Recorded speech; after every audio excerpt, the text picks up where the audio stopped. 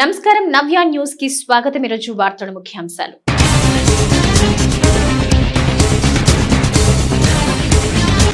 అమరజీవి పొట్టి శ్రీరాములు స్ఫూర్తితో ముందుకు సాగాలి। అమరజీవి పొట్టి శ్రీరాములు జయంతి సందర్భంగా పొట్టి శ్రీరాములు విగ్రహానికి పూలమాలలు వేసి ఘన నివాళులర్పించిన జిల్లా కలెక్టర్ వెంకటమురళి।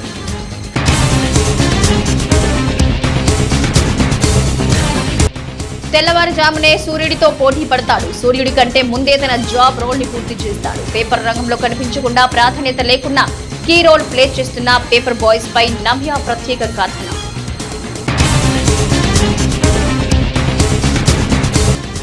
జిల్లాలో స్వచ్ఛాంధ్ర కార్యక్రమాల నిర్వహణ తీరు భేష్। సూర్యలంక బీచ్ లో స్వచ్ఛ ఆంధ్ర స్వర్ణాంధ్ర కార్యక్రమంలో జిల్లా ప్రత్యేక అధికారి కృతికా శుక్లా।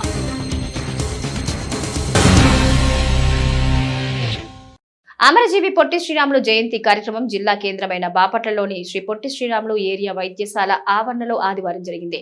అమరజీవి పొట్టి శ్రీరాములు విగ్రహానికి జిల్లా కలెక్టర్ వెంకటమురళి, జిల్లా సంయుక్త కలెక్టర్ ప్రఖర్ జైన్, అధికారులు, ప్రముఖులు పుష్పమాలలు వేసి ఘనంగా నివాళులర్పించారు। ప్రాణత్యాగంతో తెలుగు జాతికి గుర్తింపు తెచ్చిన అమరజీవి పొట్టి శ్రీరాముల్ని ప్రతి ఒక్కరూ స్ఫూర్తిగా తీసుకోవాలని బాపట్ల జిల్లా కలెక్టర్ జె వెంకటమురళి తెలిపారు। అమరజీవి శ్రీ పొట్టి శ్రీరాములు జయంతి కార్యక్రమం బాపట్ల పొట్టి శ్రీరాములు ఏరియా వైద్యశాల ఆవరణలో ఆదివారం జరిగింది। అమరజీవి పొట్టి శ్రీరాములు విగ్రహానికి జిల్లా కలెక్టర్ జె వెంకటమురళి, జిల్లా సంయుక్త కలెక్టర్ ప్రఖర్ జైన్, అధికారులు, ప్రముఖులు పుష్పమాలలు వేసి ఘనంగా నివాళులర్పించారు।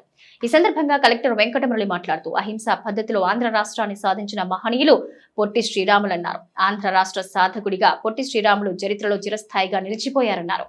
తమిళనాడులో మిళితమైన తెలుగు ప్రజలు ఎదుర్కొంటున్న ఇబ్బందులు, సమస్యల్ని గుర్తించడమే కాకుండా విశేషంగా పోరాడిన గొప్ప యోధుడన్నారు। తెలుగు ప్రజలకు ప్రత్యేక రాష్ట్రం కావాలని 50 రోజులకు పైగానే ఆమరణ నిరాహార దీక్ష చేసిన గొప్ప వ్యక్తిగా అభివర్ణించారు। ప్రత్యేకంగా ఆంధ్ర రాష్ట్రం కావాలని చేపట్టిన పోరాటంలో తన ప్రాణాలు పణంగా పెట్టారన్నారు। మానవులకు సాధ్యం కాదేమో అనిపించేలా పొట్టి శ్రీరాములు ప్రాణత్యాగం చేసి ప్రత్యేక రాష్ట్రాన్ని సాధించి పెట్టారని వివరించారు। సమాజంలో నేటి యువత ఆయన కృషిని గుర్తించలేకపోవడం బాధాకరమన్నారు। హైదరాబాద్ రాజధానిగా 60 ఏళ్లు గడిచినా తదుపరి మరో ఉద్యమంపైకి లేపడంతో తెలంగాణ, ఆంధ్ర రాష్ట్రాలుగా విడిపోయిందన్నారు। 16,000 కోట్ల లోటు బడ్జెట్ లో ఏర్పడిన ప్రత్యేక ఆంధ్రప్రదేశ్ రాష్ట్రం ఇప్పుడిప్పుడే అభివృద్ధి బాటలో నడుస్తుందన్నారు। పొట్టి శ్రీరాముల ప్రాణత్యాగం ప్రతి ఒక్కరిలో స్ఫూర్తి కలిగించాలని పాఠ్యాంశాల్లో ఉంచినప్పటికీ యువత గుర్తించలేకపోతుందన్నారు। తెలుగు రాష్ట్రంగా ఏర్పడిన ఆంధ్రప్రదేశ్ అభివృద్ధిలో ప్రజలంతా భాగస్వామ్యులు కావాలని ఆయన కోరారు।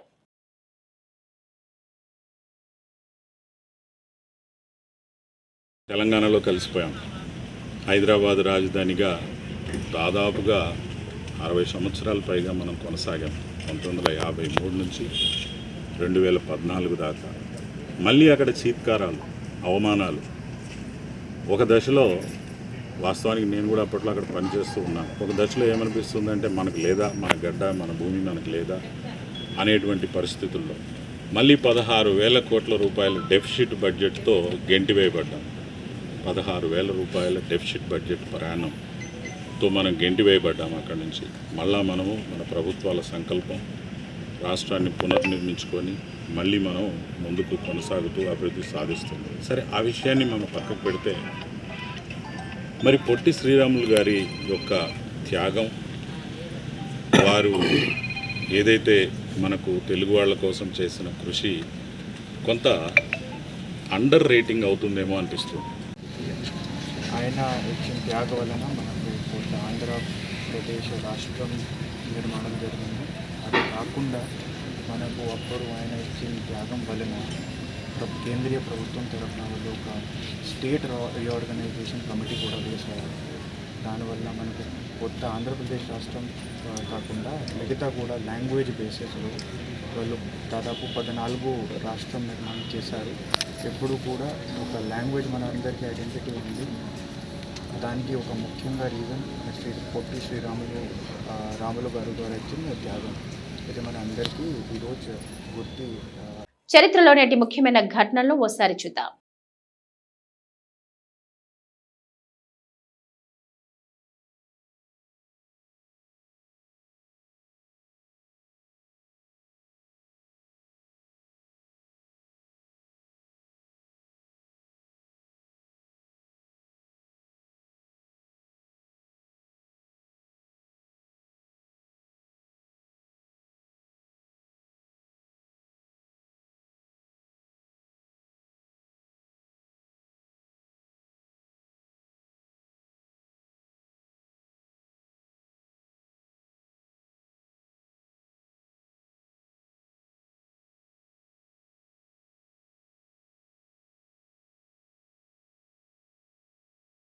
చీరాల నియోజకవర్గ తెలుగుదేశం పార్టీ ఆధ్వర్యంలో అమరజీవి పొట్టి శ్రీరాములు జయంతి సందర్భంగా చీరాల పట్టణంలోని కామధేను కాంప్లెక్స్ సమీపంలో అమరజీవి పొట్టి శ్రీరాములు విగ్రహానికి కూటమి నేతలు పూలమాలలు వేసి ఘన నివాళి అర్పించారు.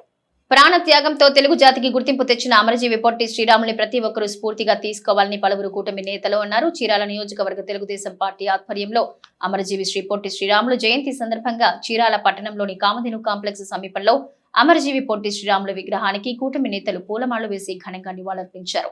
ఈ సందర్భంగా నాయకులు మాట్లాడుతూ అహింసా పద్ధతిలో ఆంధ్ర రాష్ట్రాన్ని సాధించిన మహనీయులు పొట్టి శ్రీరాములు అన్నారు. ఆంధ్ర రాష్ట్ర సాధకుడిగా పొట్టి శ్రీరాములు చరిత్రలో చిరస్థాయిగా నిలిచిపోయారన్నారు. తమిళనాడులో మిళితమైన తెలుగు ప్రజలు ఎదుర్కొంటున్న ఇబ్బందులు సమస్యల్ని గుర్తించడమే కాకుండా విశేషంగా పోరాడిన గొప్ప యోధులన్నారు. తెలుగు ప్రజలకు ప్రత్యేక రాష్ట్రం కావాలని 50 రోజులకు పైగానే ఆమరణ నిరాహార దీక్ష చేసిన గొప్ప వ్యక్తిగా అభివర్ణించారు. ఈ కార్యక్రమంలో చీరాల టీడీపీ పట్టణ అధ్యక్షులు గజవల్లి శ్రీనివాసరావు, కౌతవరపు జనార్దన్, కౌన్సిలర్ ఉల్లిపాయల సుబ్బయ్య, బీజేపీ నాయకులు చంద్ర, జనసేన నాయకులు గూడూరు శివరాం ప్రసాద్ తదితరులు పాల్గొన్నారు. ఈరోజు మన ఆంధ్ర రాష్ట్ర అమరజీవి పొట్టి శ్రీరాములు గారి 124వ జయంతి సందర్భాన మన చీరాల పట్టణంలో ఉన్న కామధేను కాంప్లెక్స్ దగ్గర ఉన్న మన పొట్టి శ్రీరాములు గారి విగ్రహానికి చీరాల తెలుగుదేశం పార్టీ మరియు జనసేన మరియు బీజేపీ నాయకులు అందరూ కలిసి ఈ రోజున అతన్ని స్మరించుకొని అతని విగ్రహానికి పూలమాలలు వేసి కొండయ్య గారి ఆదేశం మేరకు చీరాల్లో ఉన్న తెలుగుదేశం పార్టీ శ్రేణులంతా ఇక్కడికి వచ్చి ఉత్సాహంగా ఆయనకు పూలమాలలు వేసుకొని ఆయన స్మరించుకొని ఆయన ఆశయాలను మేము కొనసాగిస్తామని చెప్పి నినాదాలు చేసుకుంటూ మన రాష్ట్రం కోసం ప్రాణత్యాగం చేసిన గొప్ప మహనీయుల్లో ఆయన కూడా ఒక మహనీయుడు. మనం ఆయన్ని ఎంతగా అయినా కానీ ఆచరించి మన పిల్లల భవిష్యత్తు తరాన్ని ముందుకు సాగించుకోవాలని చెప్పి చీరాల ప్రజలందరికీ, రాష్ట్ర ప్రజలందరికీ నేను మనవి చేసుకుంటున్నాను. పేదోడికి పట్టడన్నం పెట్టాలనే తలంపుతో రాష్ట్రం ప్రభుత్వం తిరిగి పునః ప్రారంభించిన అన్నా క్యాంటీన్ల ఏర్పాటు వల్ల అన్ని వర్గాల ప్రజలు సర్వత్రా హర్షం వ్యక్తం చేస్తున్నారు. కాయ కష్టం చేసుకునే తమకు పొట్ట నింపుకునేందుకు రోజు 100 రూపాయలు ఖర్చవుతుందని అన్నా క్యాంటీన్ల ఏర్పాటుతో 5 రూపాయలకే కడుపు నింపుకుంటున్నామన్నారు.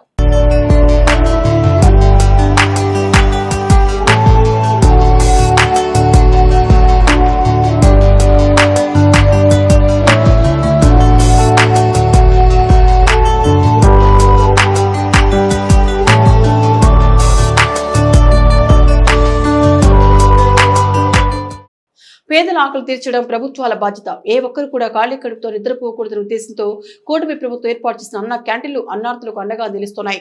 పేదలకు 3 పూట్ల నాణ్యమైన రుచికరమైన భోజనం అందిస్తూ ప్రజల నుంచి మన్ననలను పొందుతున్నాయి. బాపట్ల జిల్లా వ్యాప్తంగా చీరాల, అద్దంకి, బాపట్ల, రేపల్లి నియోజకవర్గాలలో మొదటి విడతగా ఏర్పాటు చేయగా ప్రస్తుతం ఒక్కొక్క అన్న క్యాంటీన్లో ఉదయం అల్పాహారం 300 మందికి, మధ్యాహ్న భోజనం 400 మందికి, రాత్రి భోజనం మరో 200కి అందిస్తున్నారు.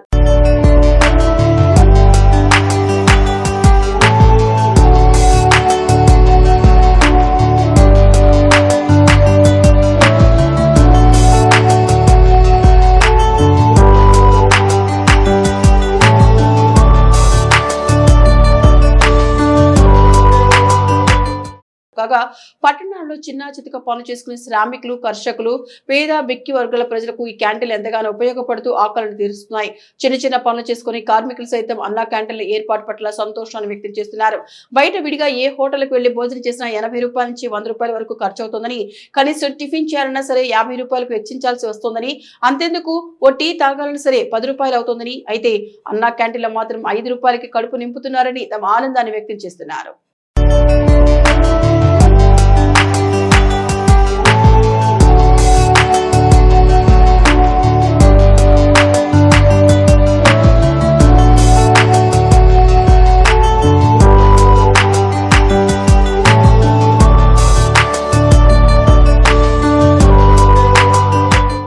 నేను వ్యవసాయం పని చేస్తాను.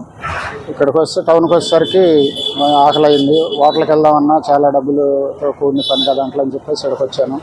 చాలా బాగుంది, బాగా రుచిగా ఉంది. ఈరోజు ఎవరు ఏదో ఇదంట డబ్బులు కూడా ఏం తీసుకోలేదు, మామూలుగానే ఫ్రీగానే పెట్టారు. 5 రూపాయలు కూడా తీసుకోలేదు, ఫ్రీగానే పెట్టేశారు. అన్ని కూరలు కానీ, పెరుగు, నిమ్మకాయ పచ్చడి అంతా బ్రహ్మాండంగా రుచిగా బాగా టేస్ట్గానే బాగుంది.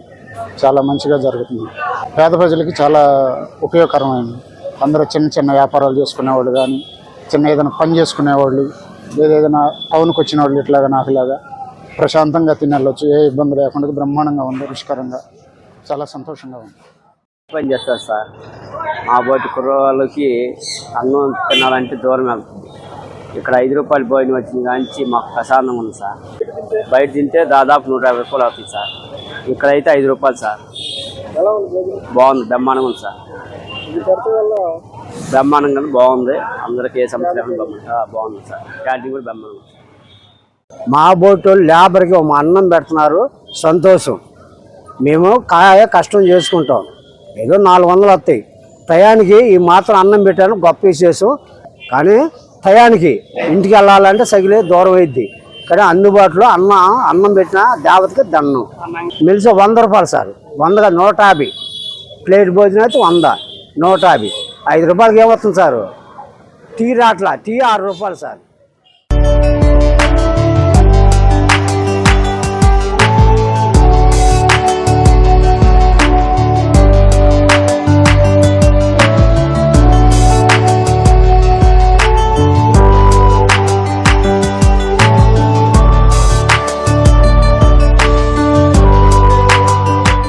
Chirala NR and PM high school walkers association ఆధ్వర్యంలో అమరజీవి శ్రీ పొట్టి శ్రీరాములు జయంతిని పురస్కరించుకునే చిత్రపటానికి వాకర్స్ అసోసియేషన్ ప్రతినిధులు పూలమాలలు వేసి ఘనంగా నివాళులర్పించారు.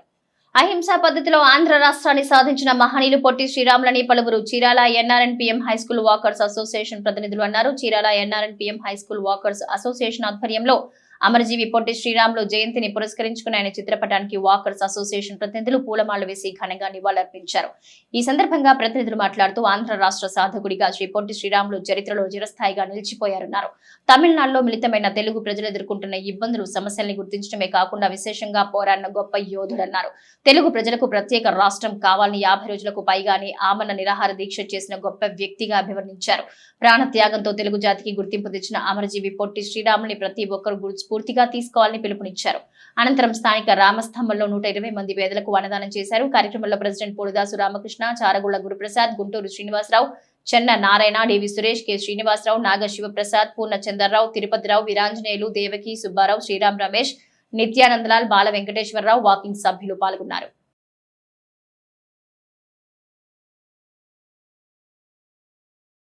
అయితే పొట్టి శ్రీరాములు గారు తండ్రి గారు మద్రాసులో స్థిరపడ్డారు. వారు తండ్రి పేరు గురవయ్య, తల్లి పేరు మహాలక్ష్మి. వారు మద్రాసులో జార్జి టౌన్లో అన్నాపిళ్ళై వీధిలో 165వ నంబర్ ఇంటిలో మరి వారు 1901 మార్చి 16వ తారీఖున జన్మించడం జరిగింది. 20 సంవత్సరాలు వారు విద్యాభ్యాసం మద్రాసులోనే చేశారు. తర్వాత బాంబే వెళ్ళి వారు శానిటరీ ఇంజనీరింగ్ పూర్తి చేసి నేటి తిరుమల తిరుపతి సమాచారం ఒకసారి పరిశీలిద్దాం. తిరుమలలో భక్తుల రద్దీ కొనసాగుతోంది. వారాంతపు సెలవు దినాలు కావడంతో వివిధ ప్రాంతాల నుంచి భక్తులు పెద్ద సంఖ్యలో శ్రీవారి చెంతకు చేరుకున్నారు. స్వామివారి దర్శనానికి భక్తులు 31 కంపార్ట్మెంట్ లో వేచి ఉన్నారు. టోకెన్లు లేని భక్తులకు 18 గంటలు స్వామివారి దర్శనం అవుతోంది. ఆలయ అధికారులు వివరించారు. నిన్న శ్రీ వెంకటేశ్వర స్వామిని 82,580 మంది భక్తులు దర్శించుకోగా 31,905 మంది తల్లీలాలు సమర్పించారు. భక్తులు సమర్పించుకున్న కానుకల వల్ల హుండీ ఆదాయం 4 కోట్లుగా వచ్చిందని తెలియజేశారు. నేటి వాతావరణ సమాచారం ఒకసారి పరిశీలిద్దాం.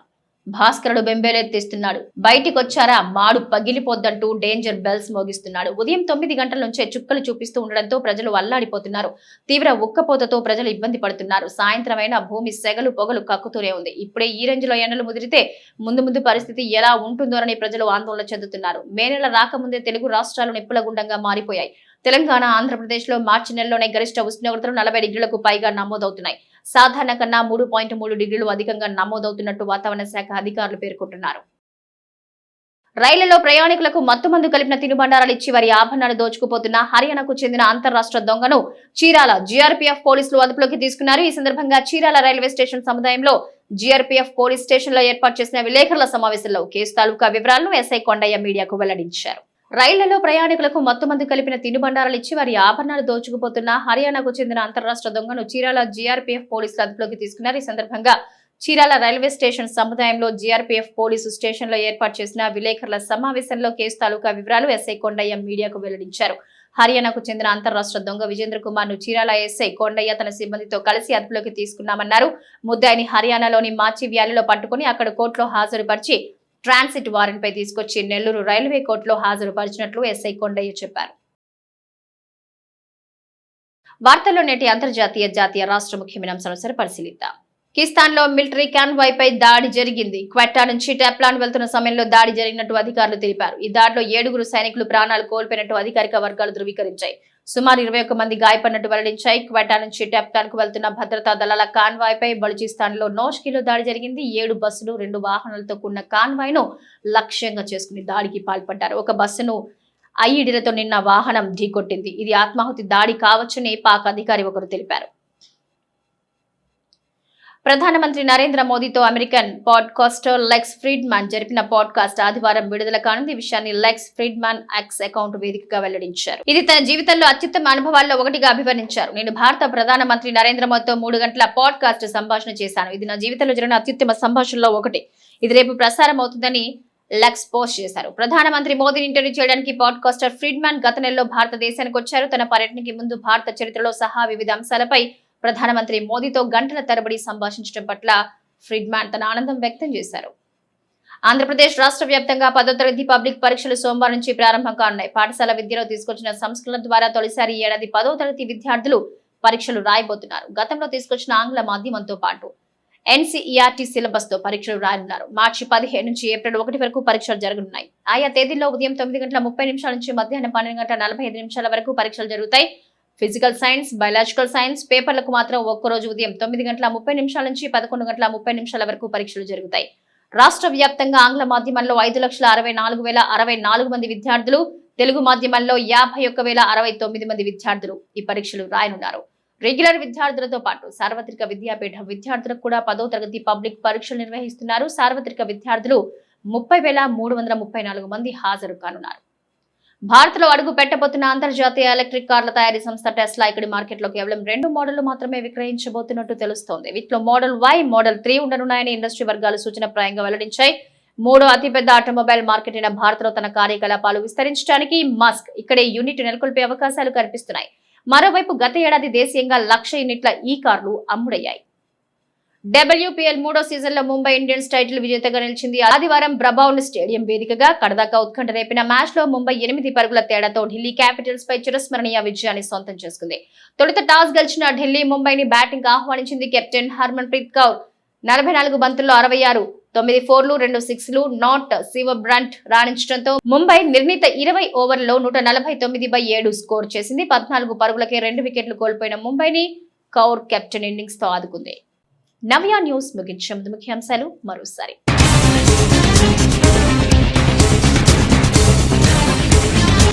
అమరజీవి పొట్టి శ్రీరాములు స్ఫూర్తితో ముందుకు సాగాలి. అమరజీవి పొట్టి శ్రీరాములు జయంతి సందర్భంగా పొట్టి శ్రీరాములు విగ్రహానికి పూలమాలలు వేసి ఘన నివాళులర్పించిన జిల్లా కలెక్టర్ వెంకటమురళి.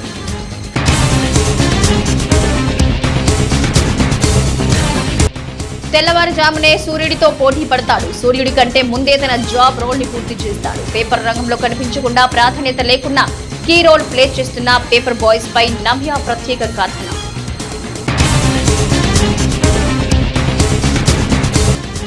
జిల్లాలో స్వచ్ఛాంధ్ర కార్యక్రమాల నిర్వహణ తీరు భేష్. సూర్యలంక బీచ్ లో స్వచ్ఛ ఆంధ్ర స్వర్ణాంధ్ర కార్యక్రమంలో జిల్లా ప్రత్యేక అధికారి కృతికా శుక్లా. నవ్య న్యూస్ ఇంతటితో సమాప్తం. నమస్కారం.